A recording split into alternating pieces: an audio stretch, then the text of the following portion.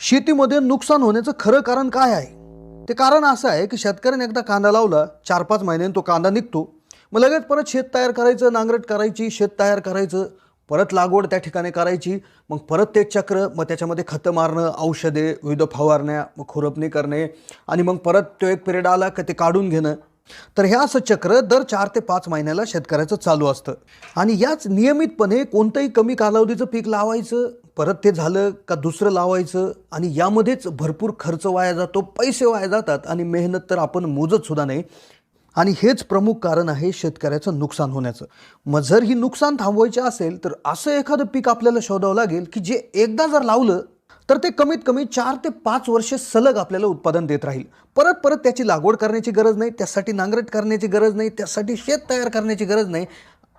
असं कोणतं तरी पीक आपल्याला लावावं लागेल. मग त्यामुळेच आज व्हिडिओच्या माध्यमातून 4 अशी प्रमुख पिके आणलेली आहेत की ती एकदा जर लावली तर कमीत कमी 4 ते 5 वर्षापर्यंत नियमितपणे उत्पादन देतात. ज्यांची डिमांड कोरोनापासून इतकी जबरदस्त वाढली की त्याचा रेट कमी होण्याचा प्रश्नही, यातला एक पिकाला तर भाव 16,000 रुपये किलो सुद्धा भेटत असतो. ह्या पिकाच्या खासियत तर भरपूर आहे. याच्यावर ना कुठली कीड येत नाही, ना कुठला रोग याच्यावर येत नाही. वन्य प्राणी जे आहे, आपण हे उपटून त्यांना खायला जरी दिलं तरी खात नाही. याच्या लागवडीस येणारा जो सुरुवातीचा खर्च आहे तो सुद्धा अतिशय कमी असतो आणि एकदा याची लागवड केली तर 3 ते 4 महिन्यापासून हे उत्पादन द्यायला चालू करतं आणि त्यानंतर तुम्ही फक्त पैसेच मोजायचे आहे, तेही नियमितपणे 5 वर्ष. आणि बाकीच्या पिकांमध्ये येणारी सर्वात मोठी अडचण की कमी रेट असला तरी आपल्याला माल विकावा लागतो, कारण की तो खराब होतो. पण हे 4ही पिकं असे आहेत की ज्यांना तुम्ही स्टोरेज करू शकता, स्टॉक करू शकता. अगदी 2-2, 3-3 वर्ष तुम्ही घरात ठेवू शकता आणि जेव्हा चांगला रेट येईल तेव्हा विकू शकता.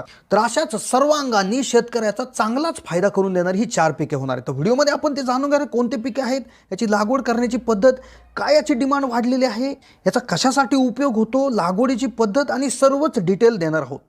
तर दर 4-5 महिन्याला लागवडीच्या आणि त्या ठिकाणी पीक काढण्याच्या चक्रातून बाहेर पडायचं असेल तर हा व्हिडिओ अतिशय लक्षपूर्वक पाहत राहा, कारण की नवनवीन पिकांची अशी माहिती तुम्हाला यूट्यूबवर कदाचित कुठे पाहायला भेटणार नाही. त्यामुळे चॅनलला जर नवीन असाल तर सबस्क्राईब करा. हा 4 अशी पिके सांगतोय की जे एकदा लावली तर सलग 5 वर्ष नियमितपणे उत्पादन देतात. लावल्यानंतर 4 ते 5 महिन्यांनी उत्पादन चालू होतं आणि ज्याला यातल्या एका पिकाचा रेट हा 16,000 रुपये किलोपर्यंत सुद्धा भेटत असतो. तर यातलं सगळ्यात पहिलं जे पीक आहे तर ते आहे गवती चहा किंवा लेमन ग्रासचं पीक. आता लेमन ग्रास आणि गवती चहा हे म्हटलं का तुम्हाला कदाचित चहा आठवत असेल आणि चहामध्ये आपण हे गवती चहा टाकून चहा करतो, ह्याची तुम्हाला त्या ठिकाणी एक कल्पना येत असेल. पण नुसता चहामध्ये याचा वापर होत नाही, तर याचा सर्वाधिक वापर विविध खाद्यांमध्ये विशिष्ट चवीसाठी म्हणजेच फ्लेवरसारखा होतो. याबरोबर याचा सगळ्यात जास्तीचा उपयोग साबण, विविध प्रकारची सौंदर्य प्रसाधने बनवणे, अत्तरे बनवणे यासाठी होतो. तसेच वैद्यकीय किंवा औषधांच्या बाबतीत बघायला गेलं तर व्हिटॅमिन ए बनवण्यासाठी याचा वापर होत असतो. मग किती येतं या गवती चहामधून उत्पादन, किती येतो खर्च, पण त्याआधी पाहूयात की याच्या लागवडीला कधी कालावधी चांगला असतो. तर याची लागवड कोणत्याही महिन्यात करू शकता, फक्त जास्त उष्णता आणि जास्त थंडी असू नये. तर मग त्यामुळेच हे पीक शक्यतो फेब्रुवारी, मार्च, जून, जुलै किंवा ऑगस्ट, सप्टेंबरमध्ये लावू शकता. याच्यासाठी लागवडीचा चांगला जो काही काल आहे तो फेब्रुवारी ते मार्च आहे. यासाठी लागणारी माती ही सर्व प्रकारची म्हणजे मध्यम ते चांगली असावी. याच्यासाठीचा pH 5 ते 8.5 पर्यंत असावा. आता हे याचं उत्पादनाचं जर बघायला गेलं तर बहुवार्षिक पीक आहे. एकदा लावलं तर 5 वर्षापर्यंत सलग उत्पादन त्या ठिकाणी देत असतं.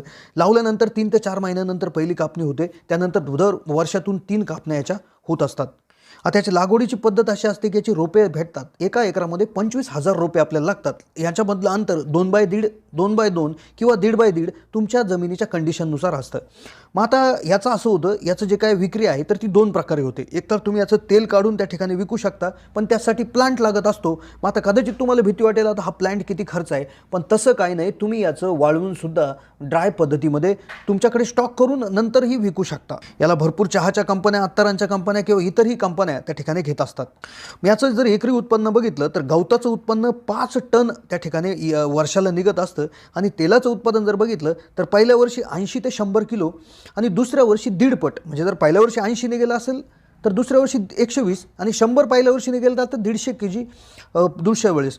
यासाठी लागणारा खर्च पहिल्या वर्षी 40,000 प्रति एकर आणि त्यानंतर दुसऱ्या वर्षापासून मात्र 15,000 रुपयाच्या खर्चात हे त्या ठिकाणी 5 वर्षापर्यंत सलग चालू राहतं. याचा तेलाचा किंवा गवताचा दोन्हीचा हिशोब आम्ही लावला आणि एक निव्वळ जर याच्यामधली कमाई आम्ही काढली तर ती 1.5 ते 2 लाख रुपये प्रति एकर प्रति वर्ष त्या ठिकाणी भेटत असते. आता यानंतरचं दुसरं पीक आहे सिट्रोनेला.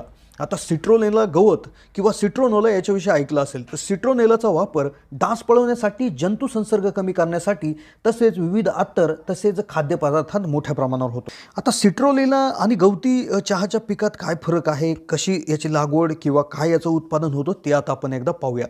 त्याची लागवड केव्हा करायची तर गवती चहासारखंच आहे, वर्षातल्या कुठल्याही ऋतूमध्ये करू शकता, फक्त अतिउष्णता आणि अति थंडी असलेल्या महिन्यात करू नये. पण उत्कृष्ट कालावधी 15 फेब्रुवारी ते मार्च त्या ठिकाणी असतो. हे सुद्धा बहुवार्षिक पीक आहे, 3 ते 5 वर्षापर्यंत उत्पादन देत असतं. यासाठीचं वातावरण संपूर्ण भारतात कुठलंही चालतं. जमिनीचा pH 5.5 ते 6 हा अतिशय चांगला असतो, पण जास्त pHच्या जमिनीत सुद्धा घेऊ शकता. याच्यासाठी सुद्धा एकरी 25,000 रोपे लागतात. रोपांमधलं अंतर 2x2 किंवा 2x2.5 असतात. वर्षातून 3 वेळा उत्पादन होतं. दर 4 महिन्याला एक कापणी याची त्या ठिकाणी असते. आता याचं सुद्धा तेल काढावं लागतं आणि तेल काढण्यासाठी जो प्लांट लागतो किंवा जी मशीन्स लागतात त्याच्यामधनं तुम्ही गवती चहाचं सुद्धा तेल काढू शकता. फक्त याच्यात एक प्रॉब्लेम असा आहे की याचं तेलच विकलं जातं. याची जी काय पाने आहेत किंवा जे काय याचे सिट्रोनेला आहे तो ड्राय विकला जात नाही. तर पहिल्या वर्षी 100 किलो तेल त्या ठिकाणी भेटतं, दुसऱ्या वर्षी 150 किलो तेल त्या ठिकाणी भेटत असतं. यासाठी लागणारा एकरी खर्च पहिल्या वर्षी 40,000, दुसऱ्या वर्षी 15,000.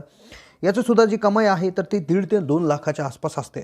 आता एक असं पीक की ज्याचा मार्केटमध्ये आजचा रेट 16,000 रुपये किलो चालू आहे. पण त्याआधी 3 नंबरचं पीक आपण पाहतोय ते आहे पामारोजाचं पीक. आता हे पामारोजा असं आहे की गुलाबाच्या फुलांचं जे काय वापर आहे तर तो करण्यासाठी गुलाबाचं फुलाचं जे पीक आहे तर ते महाग असतं.